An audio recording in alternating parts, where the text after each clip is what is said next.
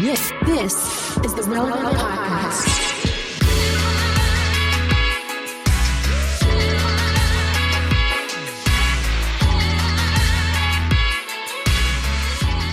It's episode 1144, and it's 1144. The numerologist girls just got excited. It's the Relevant Podcast here in Orlando. I'm your host, Cameron Strang. And joining me from Loverland, Virginia, is Jesse Carey. Hello, hello. From Nashville, our managing editor, downtown Emily Brown. Hey, y'all. Derek is out traveling today. And from LA, you know him from Social Club Misfits, it's Marty. What's up? 1144. What does that mean? New beginnings? I don't know. It means something. I think it can mean whatever you want it to mean. I got bad news. White girl summer. I got bad news. I That's what it think means. anytime I see a sequence of numbers that looks like it could have any meaning, I assume it's some sort of hidden Bible code, and this is the last days, my friends. Omega code, baby. Yeah. I will be honest. I had an ex-girlfriend whose apartment she moved into a new apartment, and it was apartment 111, and she took this as a major sign from God that whatever. And then everywhere she looked, it was like 444 everywhere. I'm like, okay, this is a slippery slope to horoscope. So come on. I get there's numeral analogies and symbolism in the Bible and God's perfect number and all this kind of stuff, but like, come on. One of my least favorite strands of and you guys know me. I'm down to talk a good conspiracy or weird codes or whatever. You guys know me. I don't need to prove my credibility in that space. But when people just see like random number, because you could use I could look up any verse and using a combination of those numbers and be like, see, like, yeah, that is the least interesting like rabbit hole. Dude, I was visiting a friend in the hospital after surgery, and other friends were there, or I was visiting, and then other friends arrived, and they were like, did you see what floor you're on? The 8th floor. 8 is new beginnings. And I'm like, good Lord. And she's just on the 8th floor because she was in the whatever ward, So I think one of my favorite stories my brother's ever done is he has a tattoo of, like the Drake symbol, the praying hands and the 6. Mm-hmm. So he has a tattoo of that because he loves Drake. And he got the tattoo, but he sent it to me the day he got it. And he was like, what's a Bible verse with the number 6 in it? So if mom asks, I can just tell her it's about like a prayer thing, whatever. And so I was like, I'm on it. And so I think I found something in Psalm, I don't know if it was Psalm 6 or whatever it was, but I sent it to him. I thought he was joking. He genuinely told our mom that like he got this for like a praying Bible verse. So then months later, I made a comment to my mom about Matt's Drake tattoo. And she was like, what do you mean his Drake tattoo? And I was like, the one with like the praying hands and the 6. And she like got quiet for a second. She goes, he told me that was about praying. And I was like, oh shoot, I got Matt in trouble. Like, how old is Matt that he felt he needed to not just fabricate a story to your mom, but use the basis of his fabrication as a Bible verse? How old? What is the dynamics of this relationship? So he's older than I am.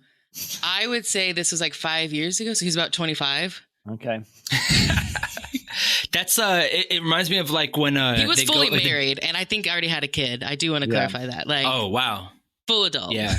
Yeah. Still in fear of parents. Yeah, I showed my tattoo at Cracker Barrel to my mom, and she screamed in the restaurant at Cracker Barrel. And everyone was staring at us. But I saw this thing on the Daily Show where this guy was like talking, and she's like, numbers mean a lot. And he's like, all right, so like today is like 11, 23, 12, whatever. She's like, that means JFK is going to be president. I'm like, what? How do people think like that? But there is a website right now that you can go on and you put the numbers in, and it's like a conspiracy theorist website. We should like put our birthdays in and just see what comes out about it. But it's like JFK is coming back as president. That's the numbers mean. The only fun number one is when you put your birthday in and type in Florida man, and you see what comes up on that day, and then be like, this is probably how you'll die. Oh, I hate that. Let's try usually, so all you do is type in your birthday, and not the year, just like the day, and the word Florida man, and see what comes up. Oh, Florida man dubbed the diaper bandit, arrested after repeatedly trying to steal diapers. Very cool. On my birthday. Here's mine. Florida man nicknamed Baby Cakes, caught naked in chair outside of apartment complex. That's amazing. I like how there's many options for your birthday. Like this is the one under it. Man gets arrested after calling 911 to get a ride to Hooters. That's on my birthday. Mine is Florida man bitten by alligator after mistaking it for dog. Riddle me that. How did we mistake that one? But anyway, that's the extent of numerology that I'm in. That's a really good. I'm going to tell my wife to look that one up. Yeah, that's the extent of numerology. Speaking of numbers, Marty texted us a couple days ago. He's like, I have something for the opening of the podcast, and he showed us some numbers. Yeah. Holy cow! Do you Emily, actually want to tell people? Yeah, I'll tell. Emily, did you get on that? Because we have two different little chats for the relevant. I was excluded out of that group chat. Don't you worry. I was on. Okay. Can I set some context here? Set some context. Everybody who knows me knows that I'm just not a texter. I don't like, I'm on a lot of text threads, but I get overwhelmed. I lose track and you mute them. I know you mute them. I don't mute them because that will come up in the story. I don't even mute them. Because I like to get notifications that, like, if it's an emergency or something, I want to know. But it's like, and a lot of times, I can't contribute to a conversation till later. These days, I'm coaching like 3 kids sports team. It's just like, by the time I jump in the conversation, it's moved on. But I want to know, like, I want to glance down. So anyway, I was working on something late the other night. Was this 2 nights ago? Or yeah. I'm working on like an email. And it's late in the evening, and I get the notifications. They pop up on my laptop screen, and I missed the first one, but then I see ding ding ding come in. So I like glance up, and I hear I see NICU. Like, and then I hear, oh my God, no, or oh my gosh, no, I'm so sorry, brother. Oh man. And I am like, what is happening right now? Because it is firing. And I heard something about a hospital. It's like, okay, I got to jump in. This is why I have the notifications on. That was my introduction to the story, Marty. Yeah. So just to give everyone context, my child was born about 2 months early in the NICU, the newborn intensive care unit in Orange County. Chalk is the name of the hospital. It's a beautiful hospital. It's sponsored by like Disney, and Ryan Seacrest has his studios there. It's gorgeous. So we got A+ care. I'm setting the tone like that. The bill for 59 days at the NICU was, and that's not including my wife's stay, by the way, she was in there a couple of days before, was $1.1 million. $1.1 million. You could build your own hospital, small hospital it was for that. About $88,000 a day. Thank God for insurance. Like, I know you're probably like, what the heck is going on? Thank God for insurance, paying for everything. I don't think I'm paying for anything, but because he was, the good thing about California, as much as people love to hate on California, they got insurance. And because he came early, he is set. He's good. We are taken care of. But $1.1 million for 2 months at the NICU. Unbelievable. And just to be clear, Marty likes attention. So he sent the invoice to us without telling us that insurance was paying for it. So we were going, no, sorry. I like to set the tone bad. Thinking he was getting a bill for $1.1 million. Yeah. And before, I was just thinking something terrible has happened to someone. This is awful. And, but the other thing is, for $1.2 million, you could literally hire a team of nurses for that period of time. Why you have to round it up? It was higher than 1.1. It was closer to 1.2. You rounded it, but it's that. It is that. It's what put to. It's like it's so outlandish. Like, I would literally have to declare bankruptcy. But the actual thing I got was the hospital and the insurance. What we were looking at was the hospital insurance going back and forth, disputing a couple things, like disputing like $13,000. And if you look at like $13,000, it's like $13,000 for like formula and like a special medicine. One piece of medicine was like $760. Just like, who's making, according to TikTok, they're like, get an itemized list. They have the itemized list. It's just crazy expensive. It's just outrageous, bonkers, if you will. And people wonder why our insurance system is broken. I mean, it's like, because these private hospitals are charging $13,000 for formula. So then the insurance companies are having to overcompensate with. Thank God it wasn't my roof, and thank God it wasn't covered by Allstate. Jesse, I have a window right here, and I saw the man out of your window, and I thought he was outside my window for some reason, and I'm looking out the window like there's. What if he walked out of my frame and walked into your window? That goes right into my window. What the heck is going on? Like all three of us. Well, it is episode 1144. Something weird's happening. Yeah. Anyway, I almost saw. By the way, my Cameron, you've been in my office. It's right on a sidewalk. I legit saw like a fight right outside the window the other day. No way. It was. Ooh. I've seen a lot of in the summertime. This sidewalk gets a lot of action, but this time of year, you get pedestrians here and there. But I saw a legit fight right outside the window. It was great. Marty, you got to understand where they're at. It's like if you've ever been to Daytona Beach or Panama City Beach, Black Biker Week, or Myrtle Beach. Thank you. Okay.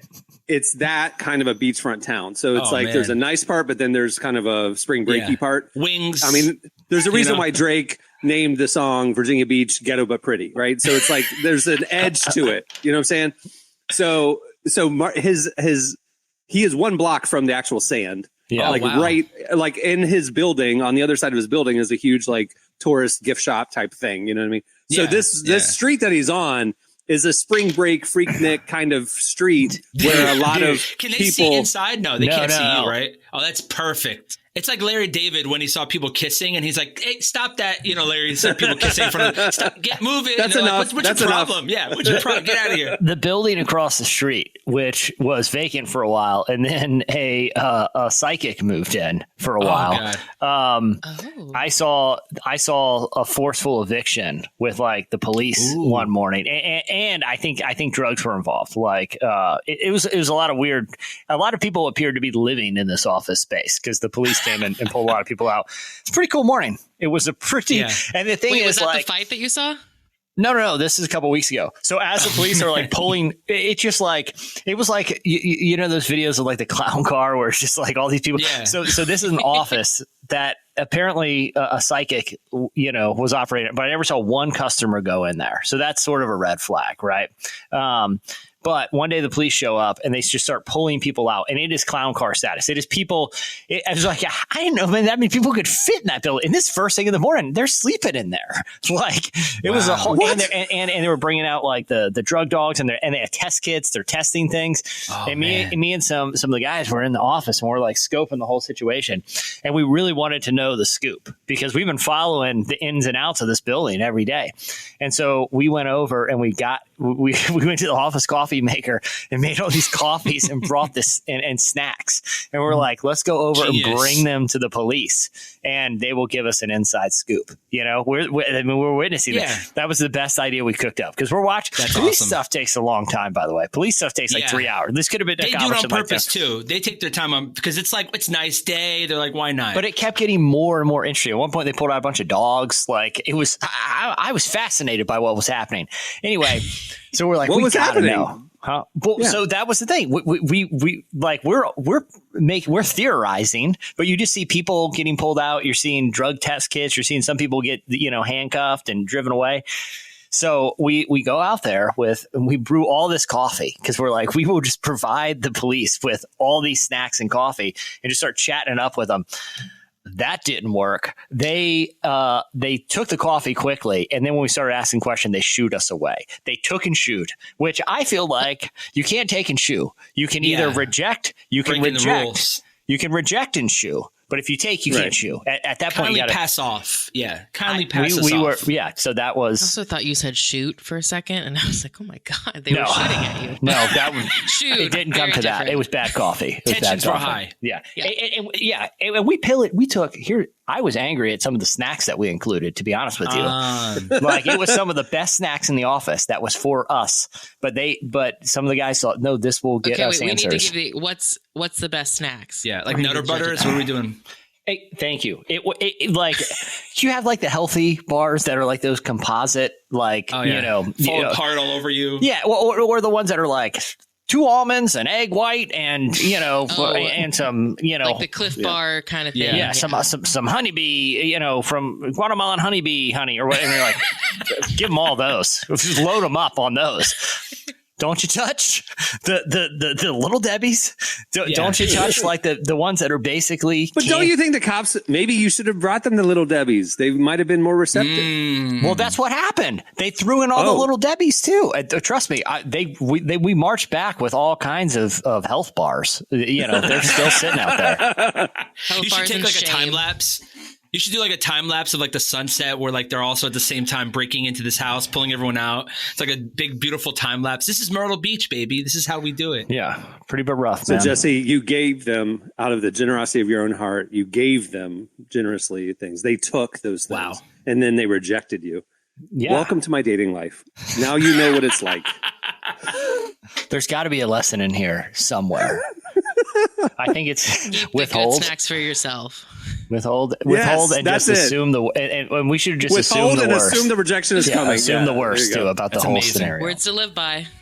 All right, well, we have a great show in store for you today. Coming up later, we talk to author, speaker John Bevere. I've known him for a very long time, one of our favorite faith leaders. He has a new book coming out. We talked to him about that. At the end of the show, we have your feedback, your prank feedback. You don't want to miss it. But stay tuned right now. Up next, it's Relevant Buzz.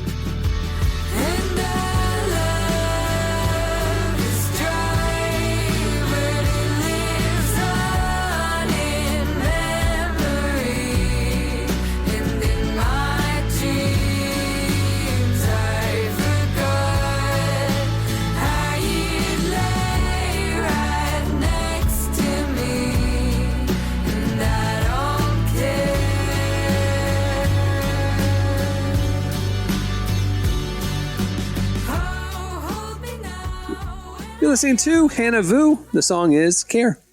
Today's podcast is brought to you in part by Mercy Ships. Globally, 5 billion people lack access to surgical care. In sub-Saharan Africa, there's only one surgeon for every 200,000 people. Mercy Ships provides free, life-transforming surgeries for people who have little to no access to medical care. They help the blind see, straighten twisted limbs, remove deadly tumors, treat cleft conditions, and so much more. With state-of-the-art hospital ships, they provide safe surgery to children and adults living with treatable conditions, and it's completely free of charge. They do all this work with an all-volunteer crew of professionals who donate their time and talents. Surgeons, stewards, nurses, engineers, and more make the world a better place. Your donation today provides free, safe surgeries to people in desperate need of help. All gifts are matched, so please donate today at mercyships.org/relevant. Okay, it's time for Relevant Buzz. Tell us what's happening at the intersection of faith and culture this week, Emily. Okay, so y'all know Russ, right? He's like the independent rapper. He's got like 500,000 listens on Spotify. Huge. Wait, no. 500,000 listens on Spotify. This dude gets like 20 million a month. 20 million. He's got songs. Listens. He's got multiple songs with Like more than 500 million. 500,000 half a followers billion. maybe on Spotify. Yeah. Sorry. Yeah. I get those mixed up all the time. But point is, he's huge. You probably have heard one of his songs. We don't normally cover him, but he released a song that seems to kind of dive into faith. His fans were really surprised by it. We got the song here. It's called In the Dirt. We're going to play a clip of it right now. How we ended up where we at, but we refuse to take accountability for the mindset that we choose. We forgot to lock the door. The devil's taking off his shoes, getting comfy, playing C's now. And we wonder why gardens got weeds now. It's hard to breathe, anxiety, don't let us sleep now. But we forget we got the key to be free now. So let's be free now. I ain't gonna let the devil win, nah, never. I ain't gonna let the devil in, nah, never.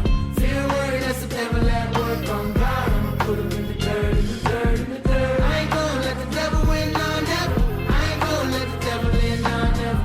Feel worried, that's the devil at work on God. It's interesting because I think you find out, a lot of people, even if they don't outwardly express it, especially if they're an artist, have some, even if they don't have like a direct experience with faith, they have indirect, through family or friends or just kind of some personal connection that it's interesting when it kind of finds its way out in their work, in their art. And in interviews and stuff, and even in the lyrics, he's talking about like mental health struggles and anxiety and depression and things that are unfulfilling in life. And then he identifies that stuff with like, I'm not going to let the devil win. That's just an interesting correlation. Like you're saying, like he's not really a person of faith, but still even equates a spiritual component to a lot of the struggles a lot of people go through. Well, I think later too in the song, he talks about like he struggled with lust and with gluttony and with, wanting just the things of this world kind of thing. And like, that I appreciated just the honesty and like the reflection that he had. Yeah, I think what I've been hearing a lot from like doing sessions with people is there is a need in the industry right now to have actually something to say. And I think that that's cool. Like Russ is saying something here. I think that we have maxed out. I think we've said this before too in one of the earlier episodes, but we've kind of maxed out on like rap or music that is just generic and not really specific. It doesn't go deep. People want to go deep right now. And Russ is really good at communicating and being able to talk about subjects without, like, it always feels fresh when he addresses it. So I think the song is great. I think everything he releases is great. And I'm happy to see this happening. I wish more artists could take that approach too. I agree. The one thing that I noticed, like on TikTok and stuff, like the Christian corner of TikTok, it was like all these Christian influencer, creators going, is Russ a Christian now? And then they would play the clip and they were like trying to claim him, and it's just he's like Jewish though. So it's like, I think his mom's like Jewish and his dad's like Catholic or like he's Italian. It's like I think it's a mix of things. Yeah. But I think like to your point, Cameron, there is this like desire that a lot of people have of like co-opting someone because they came out with one Christian song. Yeah. I'm a researcher. I have looked for him talking about his faith, looking for this song. I can't really find much. And so like, I hope that he continues down this path. I hope he continues to explore his faith, but I do think that there is wisdom in being cautious about like, oh, he's a Christian, we should follow what he does. I would not say that. I would actually say the opposite.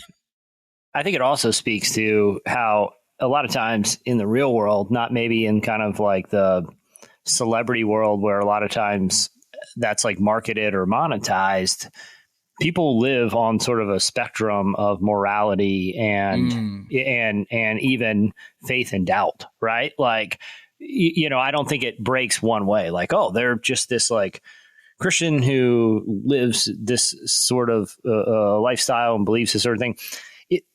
That's just not how it works in the real world, not just with faith, but with a lot of things, All right. What's next? There was an interesting new report that found that more and more companies are no longer requiring candidates to have a bachelor's degree to apply for jobs.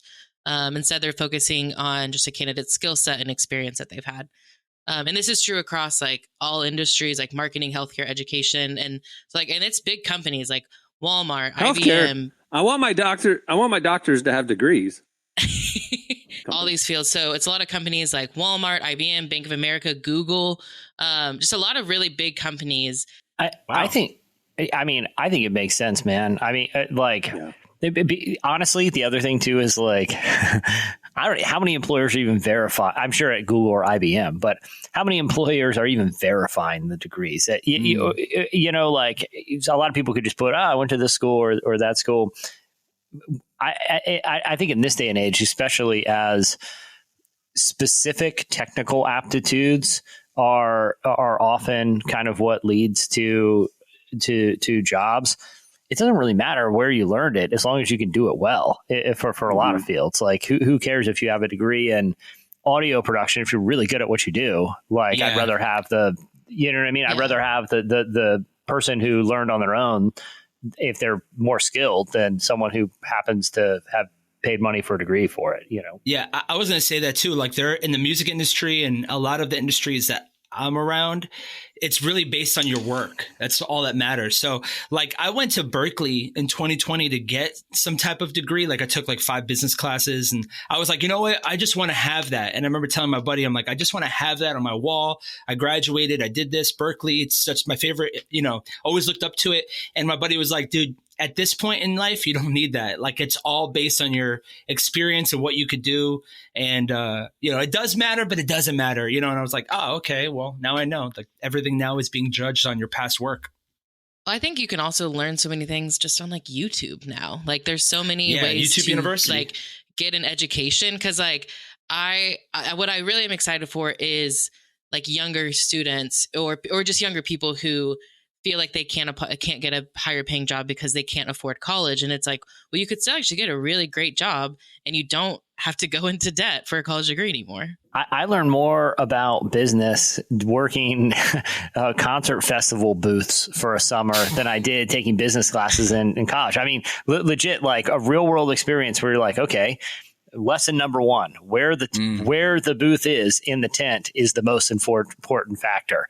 Well, lesson two, how do I get there? Okay, I have to go establish relationships and maybe barter, trade this or that. Okay, what's the signage look like?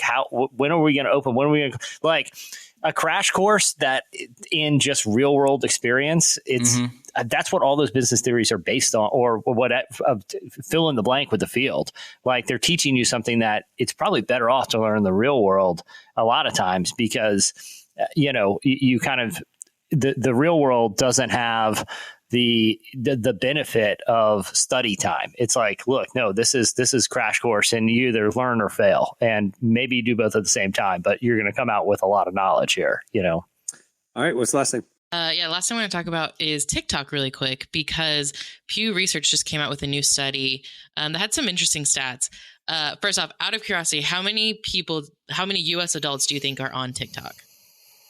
When you say on, do you mean watch or like create or consume? Oh, that's a good distinction. And by adults, do you mean everybody over 18?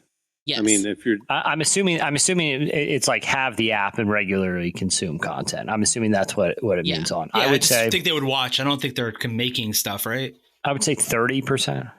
I would say 32, because like if 18 to 40-year-olds is going to be like 85%, and then after 40 to 90-year-olds is going to be 1%. So it's like, 5%.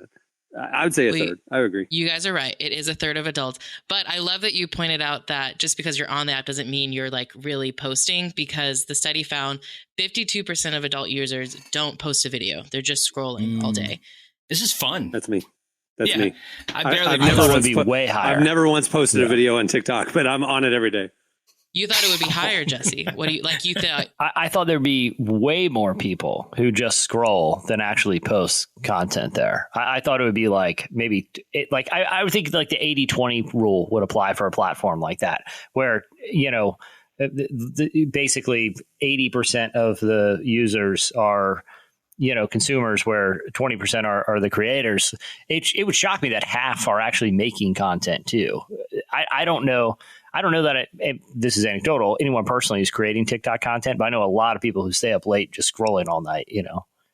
Marty does. Marty takes. There we go. Well, it doesn't say anything about like they're regularly creating content. But Emily's point, I think, is important, because like it's not that they regularly make content 50% regularly. It's like at one point 5 years ago, I did a couple things that basically are Instagram stories now, and they're just sitting there on my page. I've never created since. But when this pollster says, do you create or have you created TikTok content? You'd have to say yes. Yeah. So I would say the number would be more of what you're thinking, Jesse, if you're thinking about regularly creating. Yeah. Because like I've posted videos on TikTok. I do not consider myself a TikTok creator. I've had it for like What's your screen name so everybody can go find it? No, thank God my name is Emily Brown. So if you want to find me, you have to look really, really hard. Numerology theories. Jesse's account is the Myrtle. What's going on Myrtle's? You're in Myrtle Beach, whatever, It's like Virginia all the content Beach. from Virginia Beach around you. Jesse, I would love to know what your TikTok feed looks like. Yeah. Is it just a bunch of conspiracy theories? No, well, I'll be honest. I don't. I'm more of like reels and shorts on YouTube. I don't scroll much on TikTok. Not out of principle. YouTuber, huh? I just a lot of YouTube shorts. But no, I do get. But it's not like your whole feed is First Amendment audits, basically, Jesse. If you're on YouTube, I do get. It's funny. I was talking to somebody today. It was like somehow I'm getting a lot of Antarctica conspiracies right now. Like I don't know what's going on in Antarctica. Oh, do we start here? How much time do we have left? Because if I tell you this, don't start this. The other thing too is I know it's listening. I know it's listening because the other thing, I'm getting a lot of Love is Blind meme content. Dana and I were, I'm not like a regular watcher, but if I'm like hanging out and Dana has it on, but it was that, I don't know. how much you guys have watched this season. Of course, I watched the season. In the pods, one of the real quick, the conceit of the show is it's a dating show where you don't see the other person. You're each in pods and you can just talk to each other. And the girl described herself as looking like Megan Fox. And the guy, when they met, and you meet for the first time, he didn't. It was clear he didn't think that was a good celebrity sort of analog. Okay, for I haven't watched this at all, but I do know this situation. So the guy was talking to two women. Apparently, one was a smoke show, Drop Dead Gorgeous. The other one was this lady, and she was still pretty. She was still pretty in her own way. Yeah. Let's not act like she's ugly. And this guy is apparently the guy's kind of a bad dude because like he's super superficial. He's super into looks. Most of them are. Blah blah blah.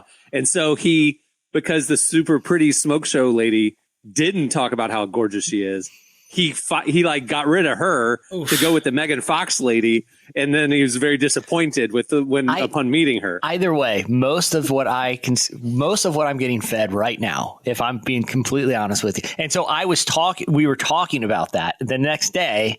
That was all I got in Reels right now. So Reels and Shorts for me right now, if you're asking what my algorithm is, tons of Antarctica conspiracies, which we can do a whole episode on if you guys want. There's some wild stuff out there.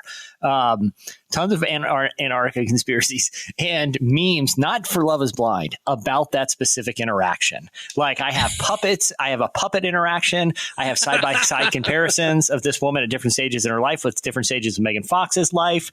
I have reenactments with people like in wigs. I have like, who are this guy's cops? Like, does he really look like? We heard he said Christian McCaffrey off camera. Here's some Christian McCaffrey footage, and then.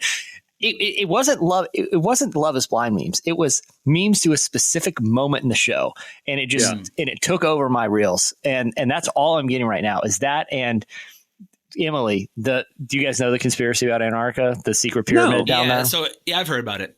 Okay, there's a secret world over there. It's like they don't. So there was a military admiral named Admiral Richard Byrd who, after World War II, took 5,000 troops to Antarctica.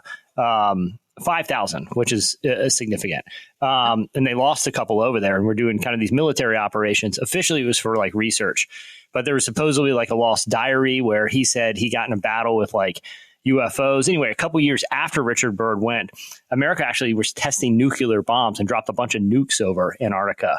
Right now, there are places in Antarctica where there's international treaties where you're just not allowed to go. There's also on Google Earth what appears to be a pyramid in Antarctica. So the conspiracy theory is like a lost civilization has been hiding out there. I'm not saying there's validity. I'm just saying because I talked about it with a friend one time, like I talked about Love is Blind nonstop meme, they're flooding the zone with it. They're flooding the zone with Antarctica content and one specific. And it's not because I've ever like sought this stuff out. I think it's listening. I've become one of those people. people Close to the sun, man. You got to be careful. The government's like he's onto it.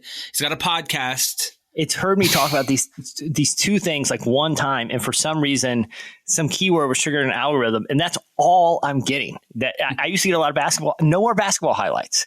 It's Antarctica and making fun of one moment in the latest season of Love is Blind, a show I don't get the watch. Orlando Magic victory song clips that everybody's getting. Ninja was talking about it the other day. My son's team is the Magic. Other NBA players post. Kudos to the Magic because like or other fan bases. Like I'm a diehard Knicks fan and I like all day long, I'm just singing this Orlando Magic song. I had to seek that out. I had to seek that out because I saw someone comment on it. That's how aggressive these algorithms have gotten is they're pushing everything that I'm actually interested in for I don't know why. Those are the two lanes on that.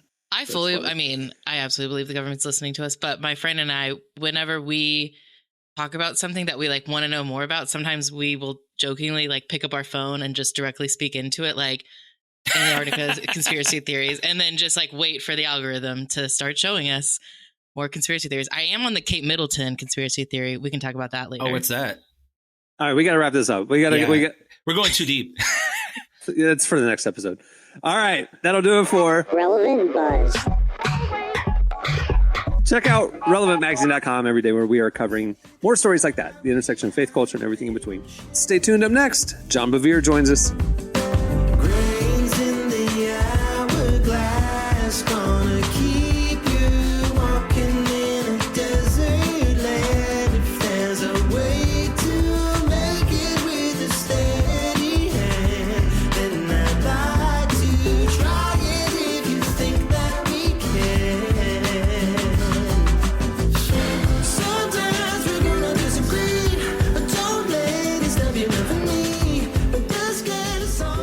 You're listening to Matt Corby. The song is Desert Land.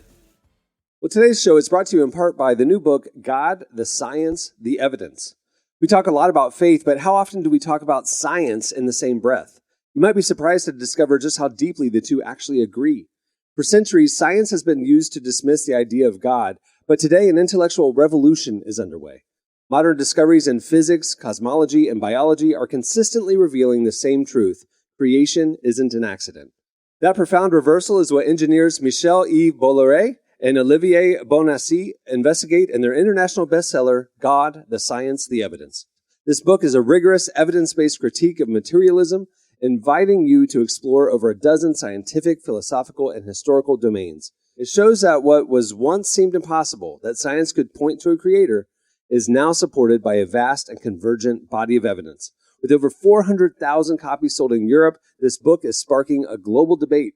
It's thoughtful, fascinating, and a powerful reminder that reason itself affirms the existence of God. Learn more and find out where you can purchase your copy today by visiting godthesciencetheevidence.com.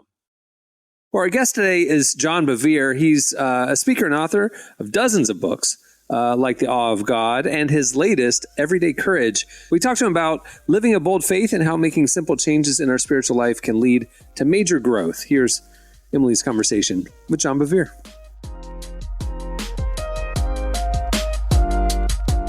Well, thanks for speaking with me today. We're here to talk about your latest books, The Awe of God and Everyday Courage, and both cover topics that impact all of our lives, which is having a fear of the Lord and also having a bold faith. And so I'd love to just start there. Why does our faith need courage?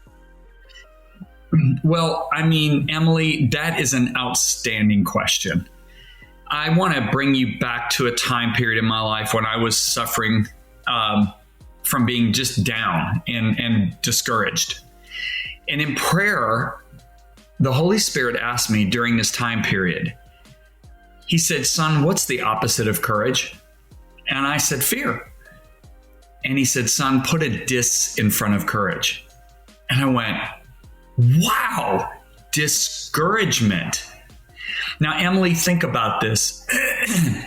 The older generation had all died in the wilderness. And here's Joshua ready to take the new generation into the promised land. Excuse me. And what does God say to him 7 times in the book of Numbers, the book of Deuteronomy, and the book of Joshua? And he says it through Moses, he says it through the elders, and he directly says it to him. Be strong and of good courage, which tells us that you are going to get the opportunity to be discouraged in entering into your destiny. So think about all of us as believers today. We all have destinies. We all have promised lands that God has called us to. What's the number one thing he's going to say to every one of us? Be strong and of good courage. Now, why do we need to be of good courage in this day and hour? Because the forces of darkness have unleashed their attack against silencing the church more than ever. If you look at Jesus didn't say go into all the world and make disciples of all nations by keeping quiet. He said, teaching them to do whatever I've commanded you. Now, what happened? I think this is such a tremendous strategy of the devil. What does he do? He gets a bunch of legalistic preachers. What is legalism? Legalism is when I'm speaking the letter of the word of God without a heart of love. I'm speaking truth without a heart of love. When I speak truth without a heart of love, it turns into legalism. So what happens is we swung the pendulum to the other side and we're saying, hey, let's just kind of bring people on journeys. But the problem is we never get them to truth. We never get them to the place of having that authentic relationship where there is genuine repentance, genuine hatred for sin, a genuine passion for God. If you think about the Christians of the 2nd and 3rd century, you think about the Christians of the 14th and 15th century, they were burned at the stake, they were crucified, they were put on racks and stretched. What gave them the courage to continue to stand up for Jesus when a world was hostile against them. It was the fact that they had a genuine awe of God, a fear of God. Our church fathers have preached every generation until this generation. They preached every generation that what frees us from all unhealthy fears is the fear of God. Now, Emily, the fear of God is not to be afraid of God. It's actually being afraid of being away from God. When God brought Israel out of Egypt, Moses led them right to the mountain. And that mountain is where Moses met with God. Now, I want you to stop and think about this really carefully. Israel is abused by Egypt. Their children are put to death. They have stripes on their backs. They're working all their lives to build somebody else's inheritance. They were brutally treated by Egypt, the world. They come out of Egypt, and what do they constantly say? Let's go back to Egypt. It was better for us back in Egypt. Moses was raised in the most beautiful home on the planet. His grandfather is the wealthiest man on the planet. He comes out of Egypt, and he never once says, I want to go back to Egypt. It was better for me. Well, if you look at the contrast between Moses' life and Israel's life, Israel was oppressed. Moses actually had a pretty good life. He could have any party he wanted, any chariot. He could have the latest Ferrari chariot. He could do whatever he wanted, but he never once says it was better for me. Why? He had one encounter with that bush at Mount Sinai. And he brings the people right to that place. Think about it. He never said to Pharaoh, thus saith the Lord, let my people go that they can go to a promised land. He said, let my people go that they can go to the wilderness to worship or to meet God. Correct? He brings them to that mountain. God comes down to introduce himself because God says to Moses in a private meeting, he says in Exodus 19, you tell all those 3 million people the whole reason I delivered them out of Egypt was to bring them to myself. God is like, I want to have intimacy. That's his number one desire, is to have intimacy with you and I. He is more passionate about being intimate with us than we are with him. So God tells Moses, get him ready because I'm going to come introduce myself. 3 days later, God comes down and the people all scream and run away.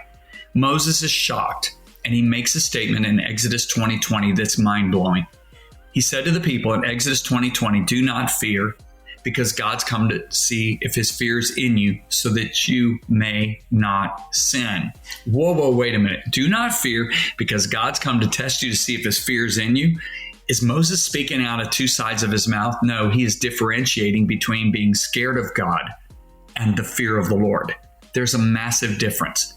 The person who is scared of God is something to hide. That's what Adam does when he sins against God. He hides from the presence of the Lord. The person who fears God is nothing to hide. That person's actually terrified of being away from God. So if you want to look at the very first definition of the fear of God, the healthy fear of God is to be scared, even terrified of being away from God. So Israel lacked the fear of the Lord. What we lack in our generation right now is the healthy fear of God. We've forgotten who it is we're serving. We have forgotten that this is the one that weighed every drop of water on the planet in the palm of his hands. He measured the mountains in his scales. He put the stars in the universe with his fingers and called everyone by name.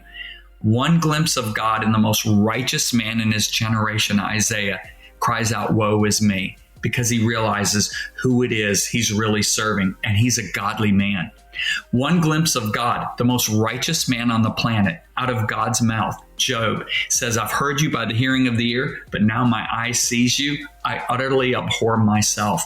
One glimpse of God, who Moses was very close with. He said in Hebrews chapter 12, I exceedingly fear and I'm trembling.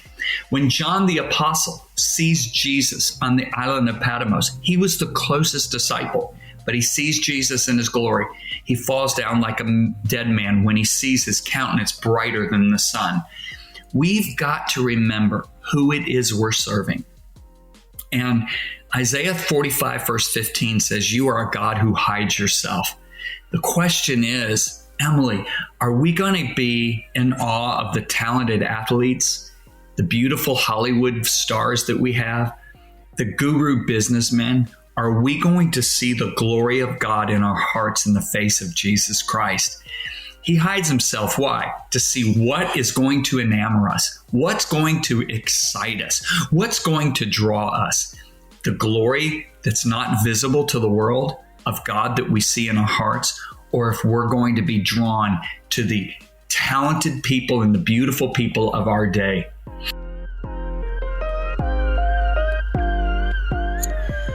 I'm so glad you explained the difference between being afraid of God and having a fear of the Lord, because I absolutely agree. That is something that I think a lot of my generation has specifically struggled with and wrestled with. I would love to know, how does someone correct that belief, and how do we move from being afraid of God to being in awe of him?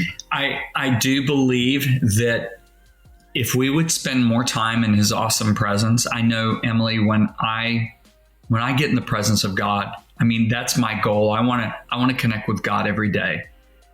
I think a lot of times pastors, ministers, even believers, they go off of yesterday's encounter, if that makes sense. Now I'm not in the Word every single day, beholding him. I'm not in prayer, getting into his presence. I may be singing worship songs, but am I really connecting? And what happens with me, and I think the Bible teaches this, is we connect with this awesome God. When Jesus said, let me give you an example. I used to really struggle to connect with God, to get into his presence. And that's a very real part of Christianity. Jesus said, I will manifest myself. Manifest means I'll openly reveal myself. I used to really struggle to get into his manifest, tangible presence. One day I went into prayer and I just started thinking, wow, my Father measured the universe with the span of his hand. He put the stars in their orbits with his fingers. He weighed every drop of water on this planet in the palm of his hands. All of a sudden, there's the presence of God. I went, whoa, that was easy. The next day I tried it again. I didn't say anything in English, didn't listen to any songs. I just started thinking about the awesomeness of my Father. Bam, there's his presence again. I thought, wait a minute. Third day, same thing happened. Third day I said, wait a minute. This is so easy. And the Holy Spirit said, what did Jesus teach his disciples when he taught them to pray? And I said the Lord's Prayer, Our Father which art in heaven, hallowed. I went, oh, wow. Hallowed be your name. Jesus taught the disciples, you come into the presence of God with awe, with wonder of who he is. The Bible says in Psalm 89, verse 7, God is to be greatly feared in the assembly of the saints and to be held in reverence by all those around him. I learned experientially that you'll never find the presence of God in an atmosphere where he's not held in awe or wonder. If you look at Leviticus 10:1, Aaron's two sons, Nadab and Abihu, they were authorized to come into the presence of God, just like we're authorized to come into the presence of God through the blood of Jesus. They were authorized, but they came with irreverent fire. The Bible says profane, but that word profane means to treat what is sacred as common. So when we look at God and we reduce him down to common or ordinary, we're coming with profane fire, irreverent fire, right? Those boys were struck down dead. Moses looks at, and this is Uncle Moses, because these are his nephews. He looks at Daddy Aaron and says, hey, this is what God has commanded by those who come near me. So those who touch my presence, right? Come near my presence, not touch my presence. I think it's better to say, come near my presence. I must be regarded as holy. And before all the people, I must be glorified. So when we really grasp who it is and we begin to just turn in and think about the awesomeness of our God, all of a sudden, I believe we're going to enter his presence, because if you look at the Lord's Prayer, Our Father which art in heaven, hallowed be thy name, that actually reads in the original language, your name is to be kept holy. Our Father which art in heaven, your name is to be kept holy. Now, where his name is kept holy, that's where his kingdom comes, and that's where his will is done. Oh, so Jesus taught us right from the beginning. He wasn't just saying, oh, nice words of hallowed be your name. No, your name is to be kept holy. And where it's kept holy, that is where your kingdom manifests. And where your kingdom manifests, that's where your will is done. Wow, that totally sheds a new light on how to manifest the kingdom of God wherever we go. So that's why, I literally have been in meetings, Emily, where God wasn't being reverenced. The Holy Spirit said, I address that. I address it. And all of a sudden, the presence of God comes in. It's the presence of God that changes us. Moses said it's the presence of God that distinguishes us between all the other people that it's on the face of the earth. So the goal is to be in his presence, because when we're in his presence, we are transformed from glory to glory. As we behold him, we become more and more like him. And so that's why Paul said, my goal is to know him and the power of his resurrection and the fellowship of his sufferings. I want to be transformed and made conformed into his image.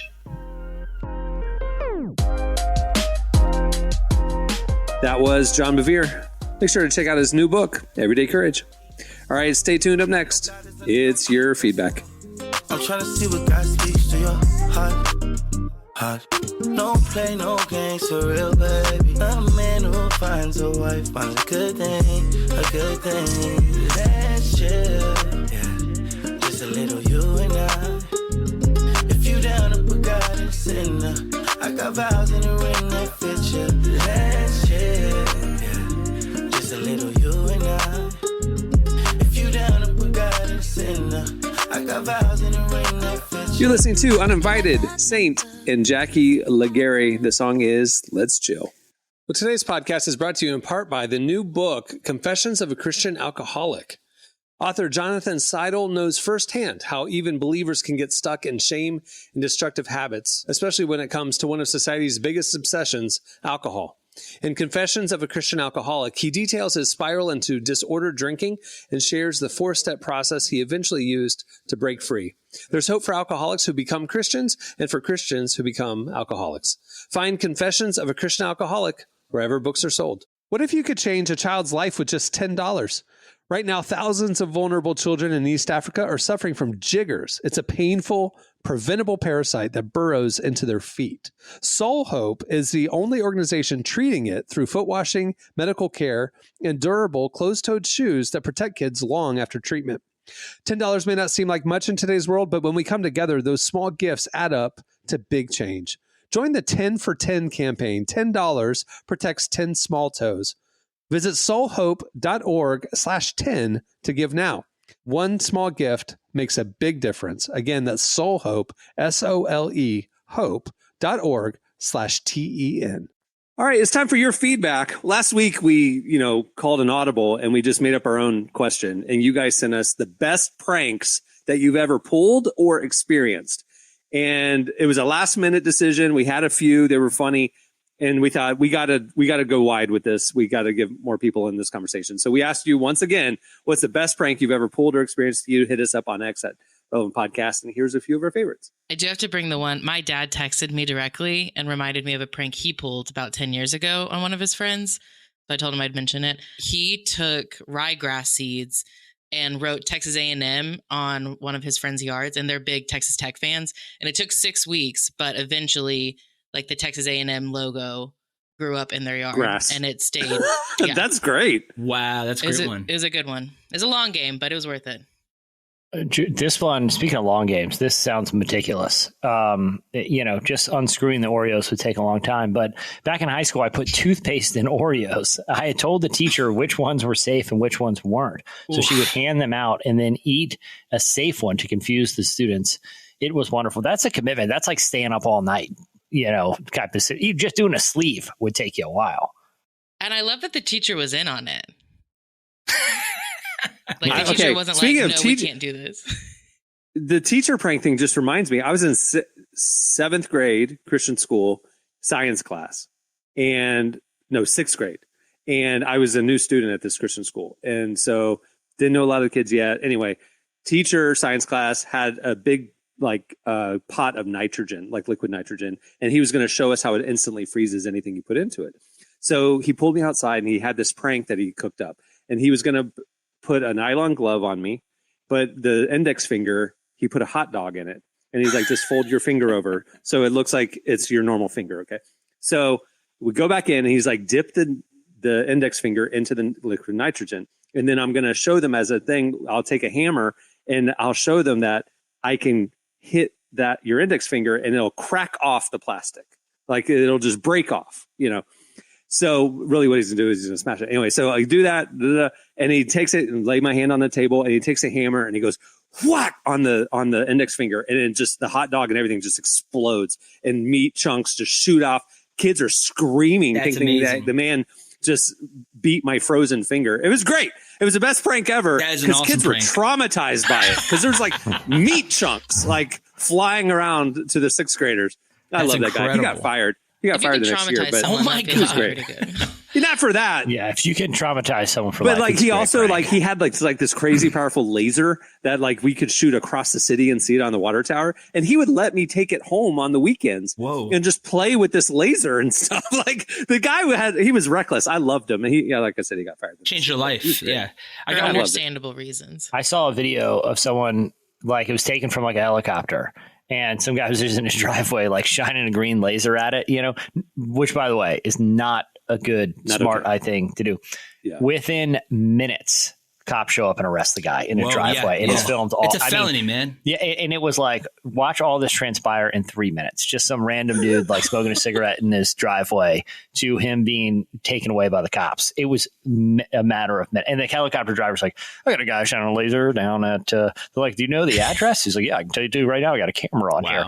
And it was just like, oh, this is poor guy. Poor, he didn't think this was going to happen, but yeah, bad idea. All right, back to the reader ones. Let's see. I got Joe. He said, I called the local radio station's buy, sell, or trade show and advertised that I was giving away several big ticket items due to a move. I gave the show my friend's name and phone number. He got over 150 calls from people who were interested. That's awesome. He was later murdered by one of these strangers. Facebook Marketplace assassination. That's the Nate Bargatze one where it's like his bit about like my wife is starting selling stuff on Facebook Marketplace, yes. And I found this out by a stranger standing at my front door and telling me this, and he's like she doesn't sell like high ticket items. She sells like a toddler chair we don't want anymore for $5. He's like, best case scenario, we get $5. Worst case scenario, my entire family is murdered. Yeah. So. This is David said in college he had an alarm clock program on his computer that could access robotic text to voice. On weekends, when he was away, he'd program it to start saying weird things to his roommate at 6 a.m. That's very Jim and Dwight right there. That's That's good. Yeah. All right. Well, there's more where that came from. If you want to check out the replies over on our social media platforms. All right, it's time for this week's editorial question of the week. Well, we were talking earlier about Jesse looking out his window and just seeing crazy stuff happen on the street, and got us thinking. We want to know what's the craziest thing that's happened that you've seen while you were at work. I think we've all experienced a few unexpected events in our workplace or out the window of our workplaces. Even if it's just some hilarious, awkward interpersonal stuff between coworkers, True. We're down for those, or a lunch mishap or something. I had two Irish guys one day. I was the only one here is late, and we usually lock the doors because you get a lot of randos kind of just wandering by. And these two Irish guys walked in and for some reason thought that we were like a whiskey bar. I have no whiskey. And I was telling them, I was walking them around, showing them, like, look at all this clearly is not a distillery of any kind. And they refused to believe me. Why would you take the time to walk them around and show them your offices? They were incredulous. They could have been casing it. They were they were from, I will say this. It's like Home Alone. The Irish accent is a very friendly accent. It's like, it's two Irish guys. They seem like they're going to be a good time. But yeah, they could have. Have you never seen the Boston crime shows? They all have Irish accents. We were robbed the next morning. And then completely a couple weeks later, I saw those two guys getting dragged out of the building across the street. Apparently they were living there too with a bunch of dogs. So That's all. All right. Well, hit us up. Let us know weirdest, craziest things happen at your workplace. Hit us up on X at Relevant Podcast or wherever you see us post. I could have put these pieces together a lot faster if those cops would have just told me in exchange for those little Debbie snacks. This is a front for an Irish organized crime ring. Yeah. Meanwhile, it's low tide on Nutter Butters over here. Thanks a lot. Yeah, you're like, I got a tip for you guys. Right. You lost it. Well, before we wrap things up, I want to thank John Bevere for joining us. Make sure to check out his new book, Everyday Courage. Also, make sure to check out issue 114 of Relevant. It's available for free over at relevantmagazine.com. Just click on the magazine tab, and it's presented by The Covenant, available now on Apple TV. The best way to experience it is with Relevant Plus. You get a beautifully designed, enhanced digital magazine, plus ad-free viewing at the website, an ad-free version of this podcast, and more. Plan start as low as $250 a month, so you can check out all the information right there in the Relevant Plus tab at relevantmagazine.com. All right, on that note, we'll wrap it. I'm Cameron Strang. I'm Jesse Carey. I'm Emily Brown. I'm Marty. All right, we'll see you on Tuesday. Have a great weekend, everybody.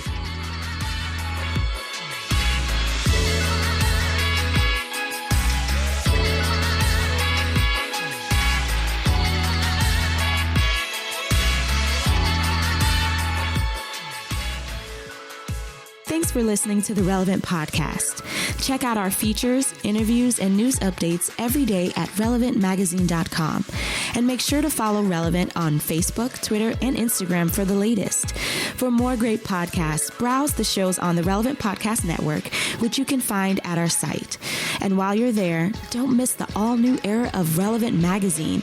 A new issue releases every other month at relevantmagazine.com.